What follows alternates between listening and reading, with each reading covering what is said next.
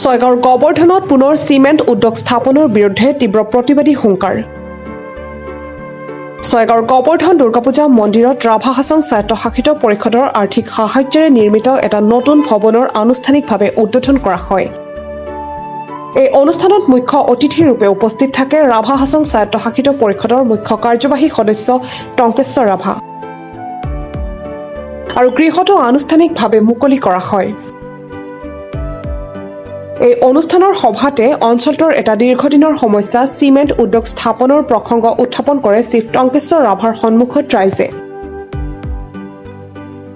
উল্লেখযোগ্য যে বিগত প্ৰায় 2 বছৰৰ পৰা চলি থকা ছয়গাঁও গোবৰ্ধনৰ ৰাইজৰ চিমেণ্ট উদ্যোগ স্থাপনৰ বিৰোধিতাৰে কৰা প্ৰতিবাদক সহযোগ কৰি টংকেশ্বৰ ৰাভাই প্ৰকাশ কৰে যে জনবহুল এই অঞ্চলত পলিউশ্যন ফ্ৰী ইণ্ডাষ্ট্ৰী হওক ৰাইজে বেয়া নাপায়, কিন্তু চিমেণ্ট উদ্যোগ ইয়াত জনবহুল স্থানত হ'ব নালাগে আৰু আগন্তুক সময়ত ইয়াৰ পৰা ৰাইজে সকাহ পাব বুলি কৈ নিজে ৰাইজৰ সৈতে এই সংগ্ৰামত থাকি 6 মাহমানৰ ভিতৰত সমস্যাৰ সমাধান হ'ব বুলিও প্ৰকাশ কৰে আৰু অসম চৰকাৰক অন্য জনশূন্য অঞ্চলত চিমেণ্ট উদ্যোগ স্থাপনৰ আহ্বান জনায় টংকেশ্বৰ ৰাভাই। চিমেণ্ট উদ্যোগৰ দ্বাৰা যথেষ্ট প্ৰদূষণ হ'ব, মানুহৰ বেমাৰ আজাৰ হ'ব, দুৰ্যোগ নামি আহিব বুলি টংকেশ্বৰ ৰাভাই প্ৰকাশ কৰে। চাওক, ইতিমধ্যে ৰাভা হাছং সমাজ কাউন্সিলৰ যি বিত্তবৰ্ষ চলিছে 24-25 সেই বিত্তবৰ্ষৰ পুঁজিৰে যিমানবোৰ আঁচনি আমি ৰূপায়ণ কৰিছোঁ ইতিমধ্যে সমষ্টিৰ প্ৰতিনিধিবিলাকে সেইবিলাক আঁচনি ইতিমধ্যে শুভ উন্মোচন কৰি আছে। কিন্তু নতুনকৈ যিসকল প্ৰতিনিধি নিৰ্বাচিত হয় বা বিভিন্ন সমষ্টিবোৰৰ ৰাইজৰ দাবী থাকে সেই সূত্ৰে মই বিভিন্ন সমষ্টিত 2-3টাকৈ মই উন্মোচন কৰি আহিছোঁ আৰু সেই সূত্ৰে আজি বামুণীগাঁও সমষ্টিত 2টা আঁচনি মই কৰিছোঁ, এটা বাঘেশ্বৰী আৰু আজি এইটো গোবৰ্ধন দুৰ্গা মন্দিৰৰ স্থানত। দুয়োটাই সেইটো হ'ল পূজাৰ মণ্ডপৰ আৰু এইটো হ'ল কমিউনিটি হল। আৰু সামগ্ৰিকভাৱে আজি প্ৰায় 12টামান অনুষ্ঠান মই কৰিম, আজি গোটেই কামৰূপ জিলাতে মই থাকিম।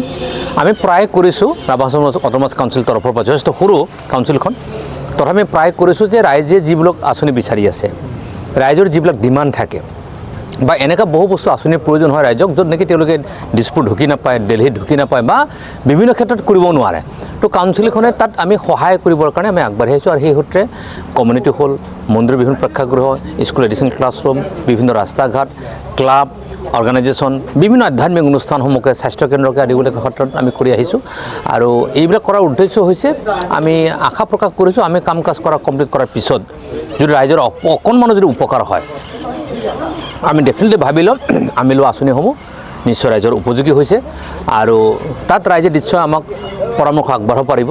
আৰু আমি আশা প্ৰকাশ কৰিম যে অসম চৰকাৰে ঢুকি নোপোৱা যিমানবোৰ অঞ্চল থাকে বা ভাৰত চৰকাৰে ঢুকি নোপোৱা যিবোৰ অঞ্চল থাকে, বিভিন্ন কাৰণত ঢুকি নাপায়, অসম চৰকাৰে কৰিব নোৱাৰে বুলি কোনো কথা নাই, ভাৰত চৰকাৰে কৰিব নোৱাৰে কোনো কামেই নাই, চব কৰিব পাৰে, কিন্তু বিভিন্ন কাৰণত ঢুকি নাপায়। আৰু সেই অঞ্চলসমূহক আমি চেষ্টা কৰিছোঁ আৰু অঞ্চলটোক আন্তঃগাঁথনিৰ ক্ষেত্ৰত পিছ পৰিবলৈ আমি দিবলৈ বিচৰা নাই আৰু সেই কামৰ দ্বাৰা এক নতুন পথৰ সূচনা কৰি, নতুন দিগন্তৰ সূচনা কৰি।